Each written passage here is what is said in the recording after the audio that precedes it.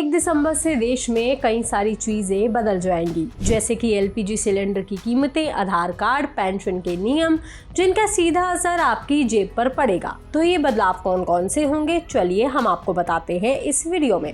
सबसे पहला बदलाव आधार कार्ड के नियमों में होगा। अब आपका आधार कार्ड आसानी से अपडेट हो सकेगा। जी हाँ, आपके आधार कार्ड पर नाम, पता, जन्मतिथि जैसी कोई भी जानकारी जिसे आप बदलना चाहते हैं, अब उसे आप पूरी तरह से ऑनलाइन अपडेट कर सकते हैं। इस नई अपडेटेड प्रक्रिया में अब डेटा का सत्यापन पैन कार्ड या पासपोर्ट जैसे सरकारी रिकॉर्ड से हो जाएगा और इससे आप अपना मोबाइल नंबर भी ऑनलाइन ही अपडेट कर सकेंगे।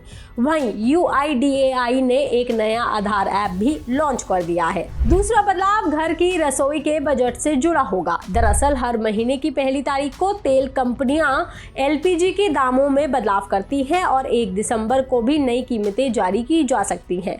बीते कुछ समय से 19 किलोग्राम वाले LPG गैस सिलेंडर प्राइसेस में तो कई बार बदलाव देखने को मिला है।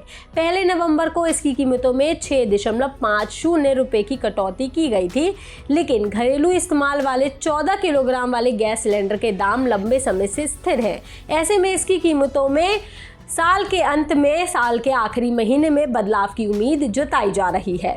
तीसरा बदलाव भी कीमतों में होगा। जैसा पहली तारीख को LPG की कीमतें अपडेट होती हैं, वैसे ही हवाई ईंधन यानी कि एयर टरबाइन फ्यूल के नए दाम भी जारी किए जाते हैं। 1 दिसंबर 2025 को इनमें बदलाव देखने को मिल सकता है, जिसका सीधा असर हवाई यात्रा करने वाले यात्रियों की जेब पर पड़ेगा। इसके अलावा कंपनियां CNG, PNG के भाव में बदलाव का ऐलान भी कर सकती हैं। चौथा बदलाव यूनिफाइड पेंशन स्कीम यानी कि UPS में होगा। UPS के तहत केंद्र सरकार के वो कर्मचारी जो नेशनल पेंशन सिस्टम यानी कि NPS से UPS में शिफ्ट होना चाहते हैं, उन्हें 30 नवंबर से पहले अपना विकल्प जमा करना जरूरी है। सरकार पहले ही एक बार इसकी डेडलाइन बढ़ा चुकी है, लेकिन अब अधिकारियों ने साफ कर दिया है कि 1 दिसंबर के बाद ये विंडो दोबारा नहीं खुलेगी। इसलिए जिन कर्मचारियों ने भी अभी तक अपना विकल्प नहीं दिया है, वो तुरंत प्रक्रिया अपनी पूरी कर ले। पांचवा बदलाव भी पेंशन में ही होने जा रहा है। जो भी सीनियर सिटीजन्स अपनी पेंशन बरकरार रखना चाहते हैं, उन्हें जीवन प्रमाण पत्र जमा करना होगा। देश भर के लाखों पेंशन भोगियों के लिए इसको जमा करने की अंतिम तिथि 30 नवंबर है। अगर पेंशनर्स इस तारीख तक प्रमाण पत्र जमा नहीं करते हैं, तो दिसंबर से उनकी पेंशन अस्थायी रूप से रोक दी जा सकती है। इसके बाद पेंशन पुनः शुरू करने में कुछ समय लग सकता है, क्योंकि संबंधित विभाग को उनके दस्तावेजों का दोबारा सत्यापन करना होगा।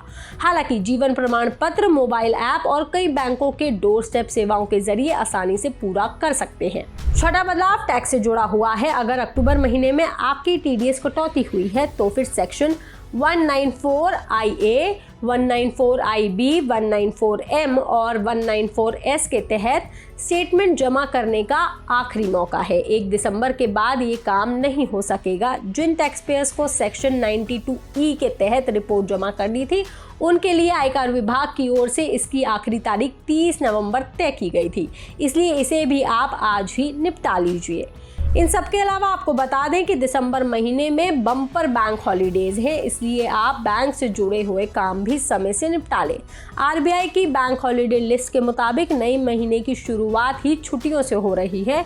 वहीं दूसरे और चौथे शनिवार के अलावा रविवार की छुट्टियों को मिलाकर के पूरे दिसंबर महीने में कुल 17 दिन बैंक हॉलीडे रहेंगी, यानी कि बैंक इन दिनों पर कामकाज नहीं करेंगे। हालांकि ये बैंक हॉलीडे अलग अलग राज्यों में अलग अलग हो सकते हैं। ऐसे में RBI बैंक हॉलीडे लिस्ट देखकर ही आप घर से निकले। ये खबर, ये जानकारी आपको कैसी लगी, आप हमें कमेंट करके जरूर बताएं। बाकी तमाम खबरों के लिए आप देखते रहिए लोकमत हिंदी।